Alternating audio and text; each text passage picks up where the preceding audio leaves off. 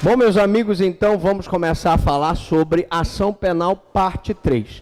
Nas aulas passadas nós vimos a parte número 1 e a parte número 2. Dando continuação ao nosso curso de ação penal, vamos falar sobre ação penal parte 3. Então vamos lá. Bom, falando em representação. Nós vimos nas aulas passadas que a ação penal se divide em pública, condicionada e incondicionada. Quando eu digo pública condicionada, ela pode ser condicionada à representação do ofendido ou à requisição do ministro da Justiça. E aqui nós temos a representação. O que é a representação?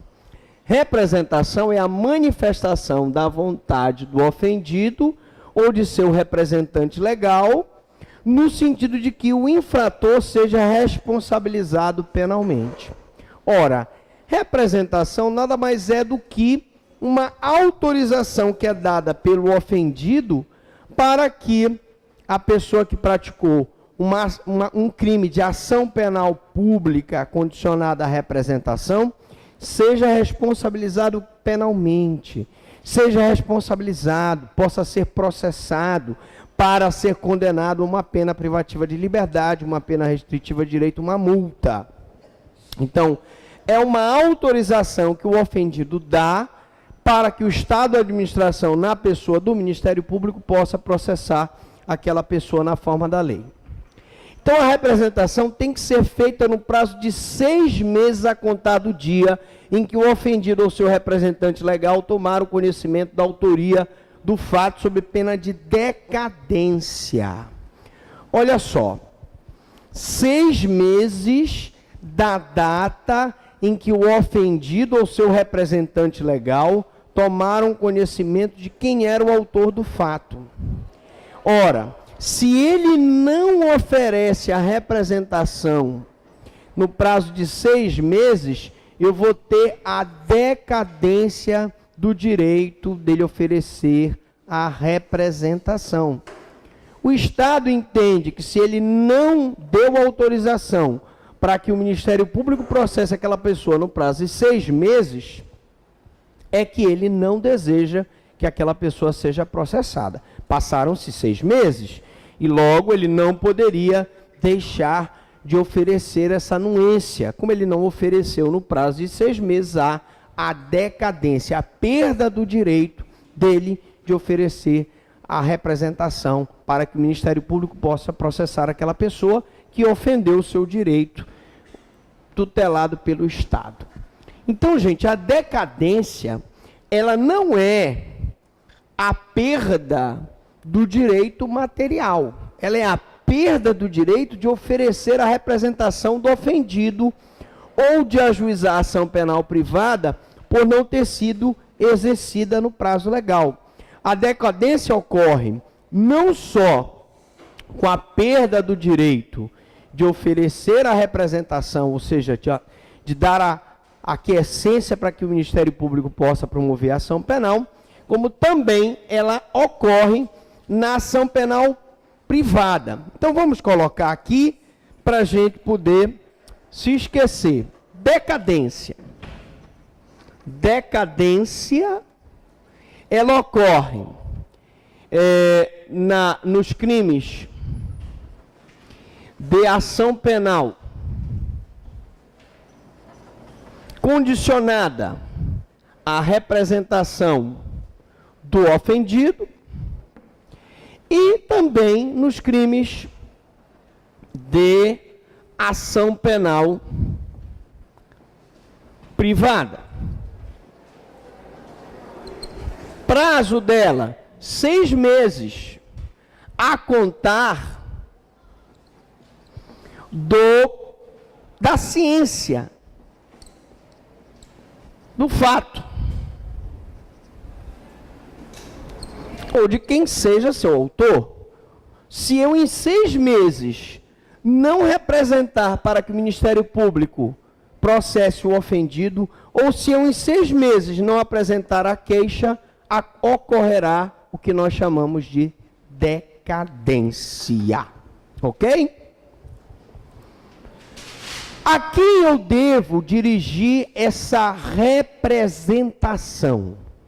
Bom, a representação pode ser dirigida à autoridade policial, ao juiz, ao MP. Nós já vimos, e é interessante esclarecer novamente, que eu devo oferecer essa representação para a autoridade policial, para que a autoridade policial possa abrir o inquérito contra aquela pessoa e para que aquela pessoa possa ser presa. Porque num crime de ação penal pública condicionada à representação, se o ofendido não oferece a representação, aquela pessoa que praticou um crime de ação penal pública condicionada à representação não pode ir para o cárcere. Deve ser oferecida ao Ministério Público para que o Ministério Público possa ajuizar a ação penal pública condicionada à representação, porque a representação é uma condição de procedibilidade para a ação penal pública. A primeira, para fins de instauração de inquérito, no caso da representação oferecida para a autoridade policial. E a segunda, a representação serve para que o Ministério Público, ao receber essa representação, verifique se ela contém todas as informações necessárias para a propositura da ação, e a representação poderá vir com as peças de informação. Caso contrário, se encaminha a representação à autoridade policial para fins de instauração de inquérito. O inquérito, então, vai colher as provas da autoria e da materialidade, vai ser novamente encaminhado para o Ministério Público, para que o Ministério Público possa oferecer a denúncia. Bom, todavia, se o juiz verificar que há elementos para o oferecimento da denúncia, ele vai enviar a representação ao MP para que ele promova a ação penal. Então, a representação, quando ela é oferecida para o juiz de direito, e o juiz de direito verifica que essa representação veio instruída com provas da autoria e da materialidade suficiente para que o Ministério Público possa promover uma ação penal, o juiz então encaminha para o Ministério Público. Tá? Ao terceiro, o MP,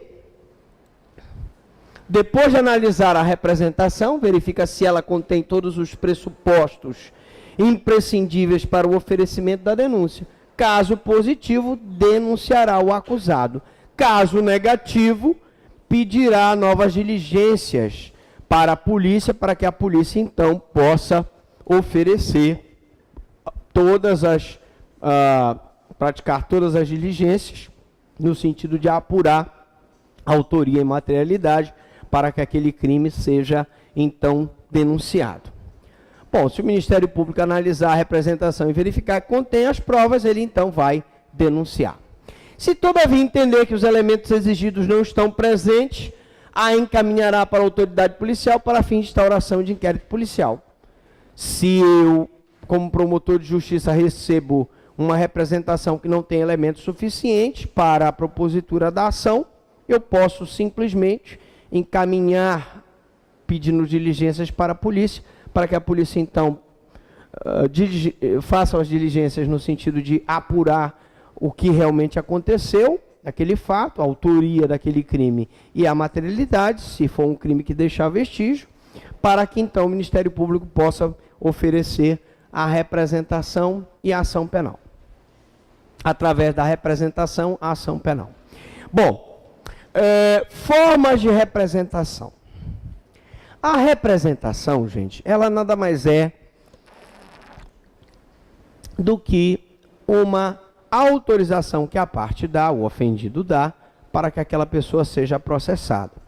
E a representação pode estar consubstanciada em qualquer ato inequívoco de manifestação de vontade, independente de ser escrita ou não. Ah, professor Franklin, quer dizer que eu posso ter uma representação oral? Se a parte comparecer perante o delegado de polícia e fizer uma representação oral, o delegado de polícia deverá, então, reduzi-la a escrito. Mesma coisa se ela for feita perante o promotor de justiça. Se ela for feita de forma oral, ela deve ser reduzida a escrito. O titular da representação, que é o ofendido ou seu representante legal, pode fazê-la pessoalmente ou através de procurador com poderes expressos. Eu posso outorgar uma procuração para um advogado que tem capacidade postulatória para que o advogado faça a representação, autorizando o Ministério Público a processar aquela pessoa. Tá certo? A representação depois de oferecida, a denúncia é irretratável. Eu poderia fazer uma pequena correção aqui. A representação depois de recebida a denúncia ou depois de oferecida a denúncia? O que vocês acham?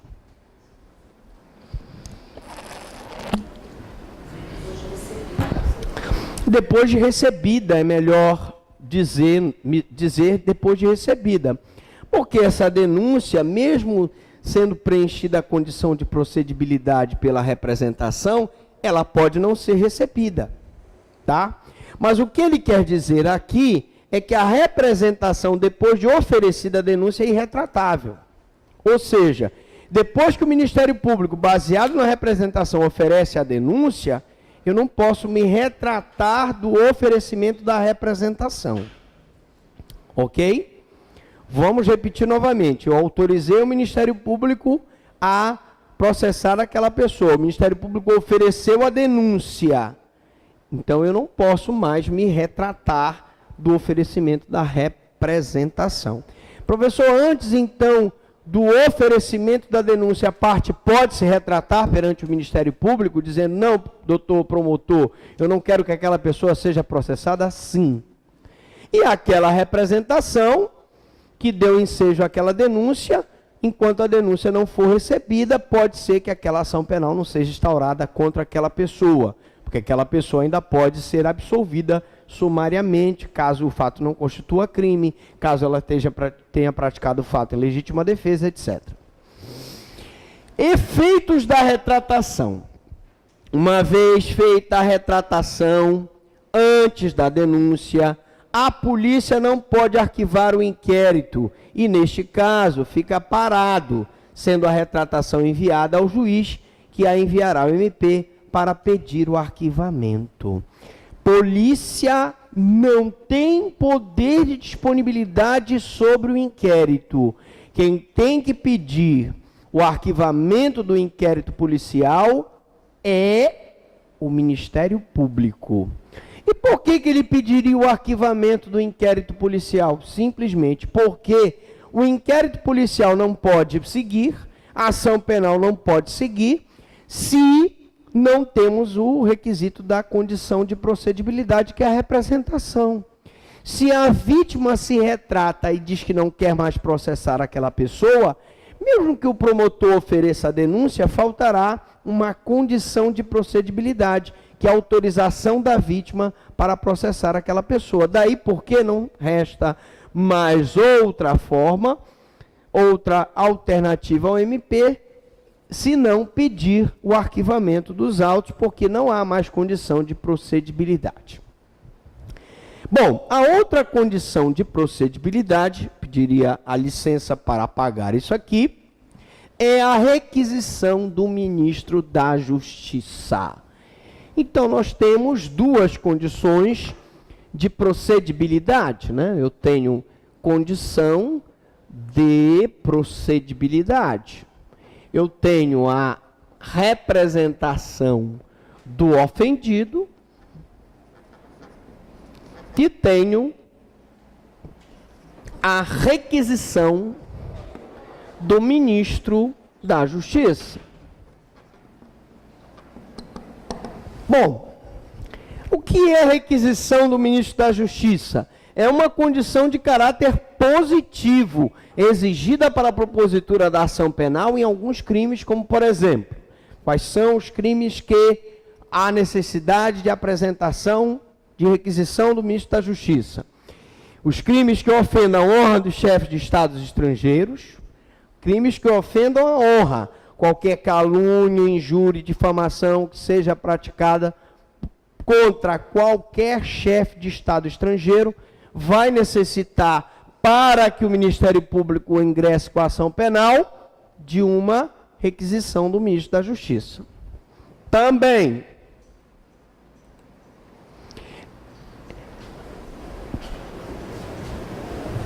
eu posso ter um crime praticado contra a honra do presidente da República. No caso de crime praticado contra a honra do presidente da República, eu também tenho a necessidade de requisição do ministro da Justiça. Bom, vamos falar agora da ação penal nas contravenções. Bom, a ação penal nas contravenções é sempre pública, significa que não existe ação penal privada nas contravenções. Logo, essa ação penal ela é de iniciativa do Ministério Público. A Constituição de 88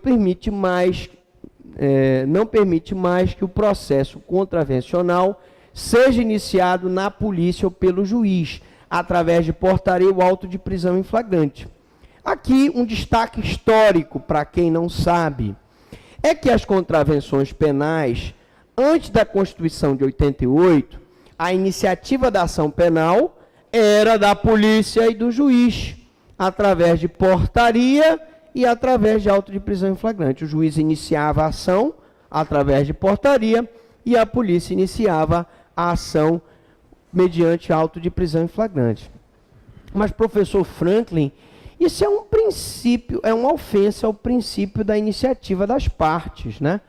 É uma ofensa ao princípio de que cabe a iniciativa da ação perante ao órgão que a Constituição dá a titularidade da ação penal pública. Ora, se o Ministério Público é o órgão exclusivo do Estado que move a ação penal pública, a ação penal pública não poderia iniciar pela polícia, que não tem poder de mover a ação, e muito menos poderia iniciar pelo juiz, porque violaria o princípio do ne procedar iudex ex officio, ou seja, o juiz não procede de ofício.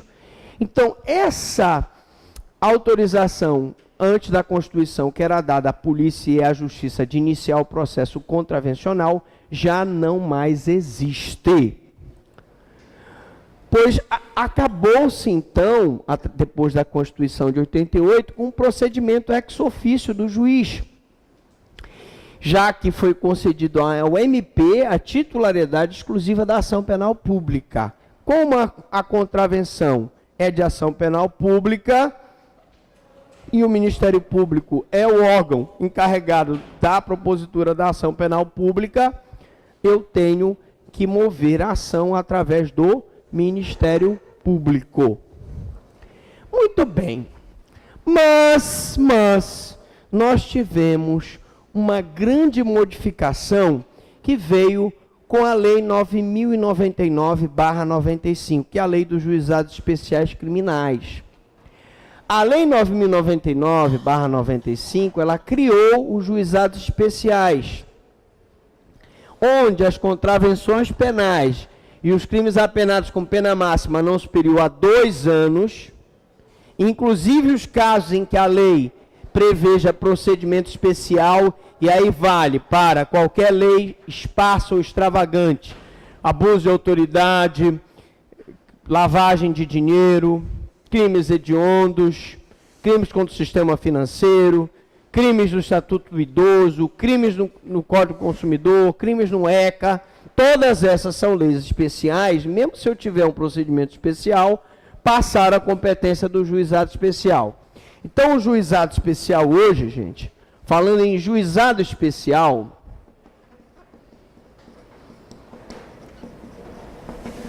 ele tem competência para processar e julgar as contravenções penais,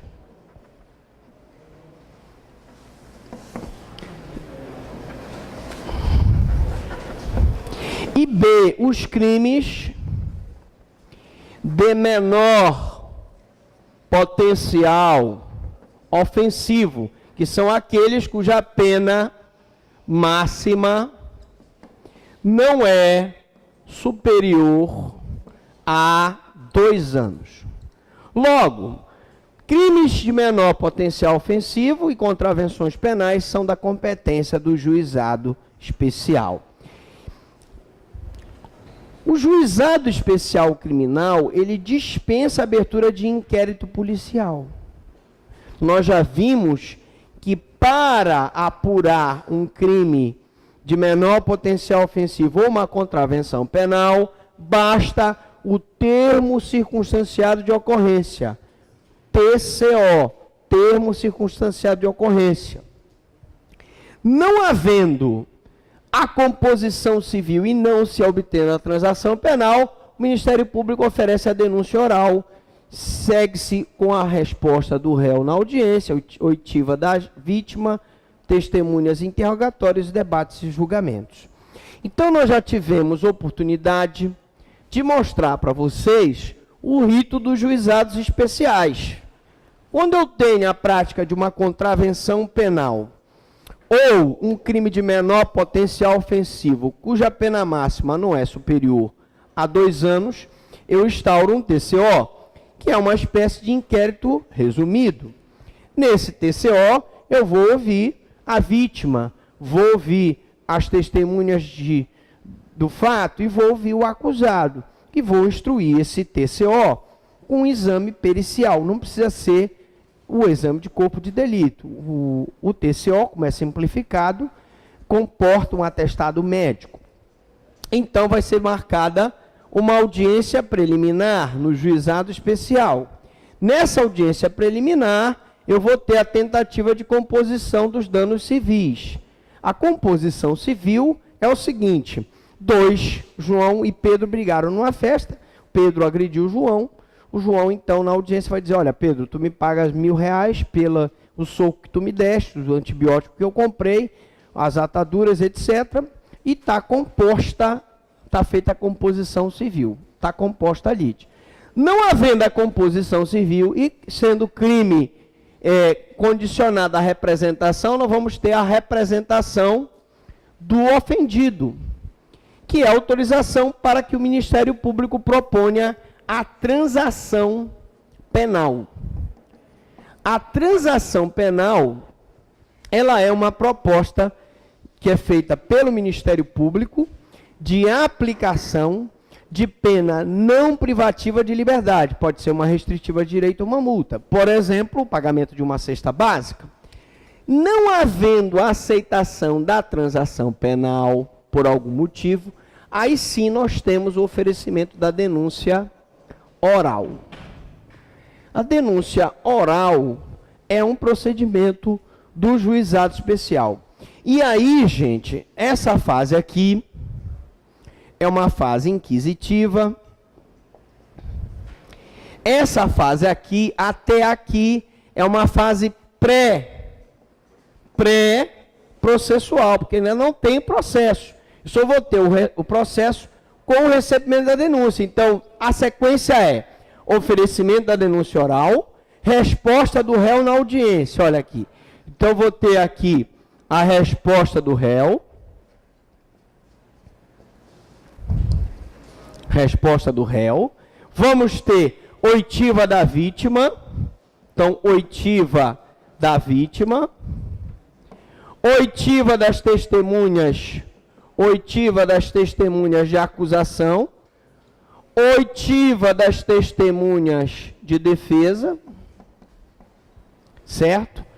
Interrogatório, que é o último ato de instrução. Interrogatório. E depois, os debates.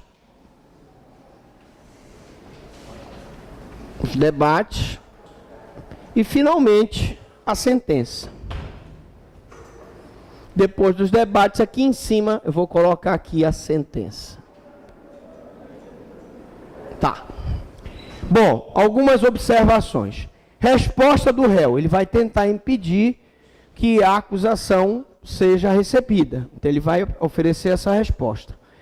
Vamos ouvir a versão da vítima, das testemunhas da acusação, que foram roladas na denúncia. As testemunhas de defesa, que foram roladas na resposta do réu. E o interrogatório do réu.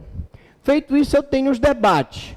20 minutos para a acusação, 20 minutos para a defesa, prorrogáveis por mais 10 minutos para a acusação, e 10 minutos para a defesa. Ao final do que, nós teremos a sentença, porque essa audiência do juizado especial, que julga uma contravenção penal, por exemplo, é uma audiência concentrada. E a audiência sempre é una, indivisível. Então, o juizado, quando foi criado, pressupõe que os atos todos processuais seriam praticados numa mesma oportunidade. Infelizmente, às vezes isso não acontece. Bom, mas vamos então, vocês entenderam aqui a ação penal, né? Posso continuar? Ação penal, tranquilo?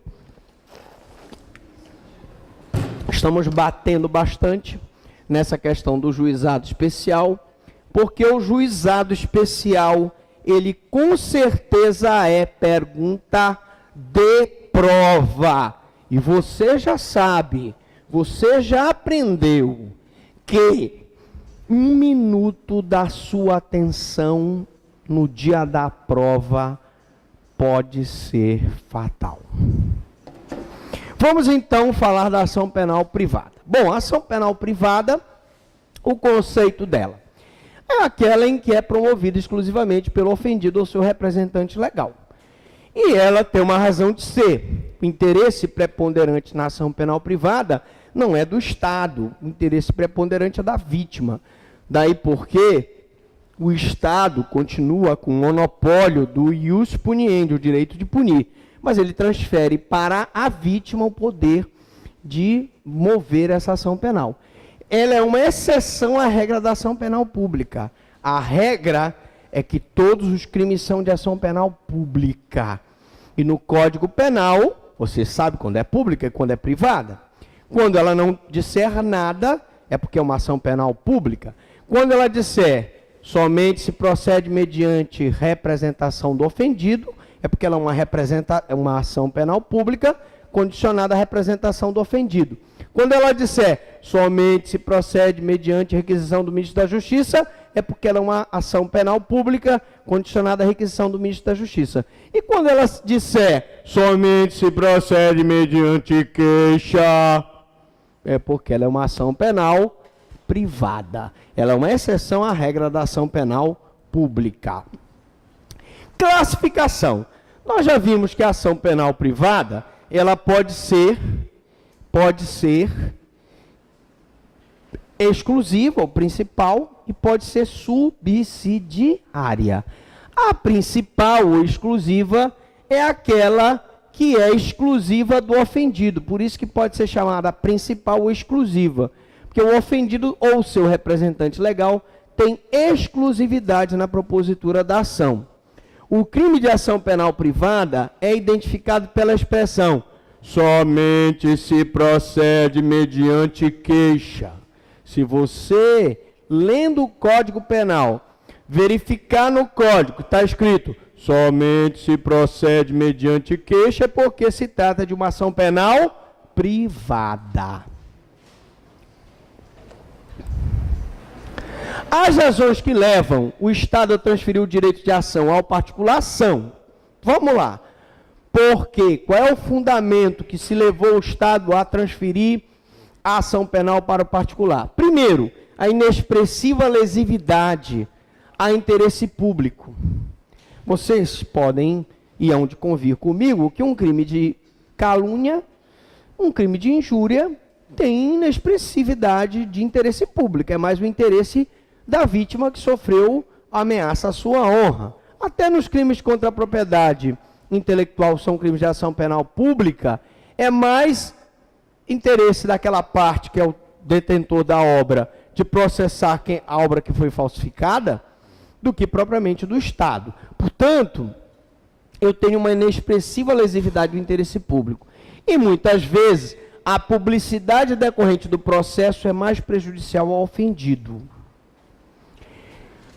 Quando nós tínhamos o estupro, né, na condição de ação penal privada, era prejudicial demais para a vítima do estupro ter que dar publicidade àquele fato. Imagine uma moça que fosse se casar, estivesse noiva com casamento marcado e de repente sofre um estupro. quais as consequências dela expor a sua dignidade sexual perante os outros. Portanto, nessas situações, o Estado disse, não, realmente existe uma prejudicialidade ao ofendido. Daí porque essa ação tem que ser privada. Então, mais do que a punição do infrator. Então, por exemplo, o esbulho possessório é um crime de ação penal privada. Existe mais o interesse do posseiro do que propriamente do Estado.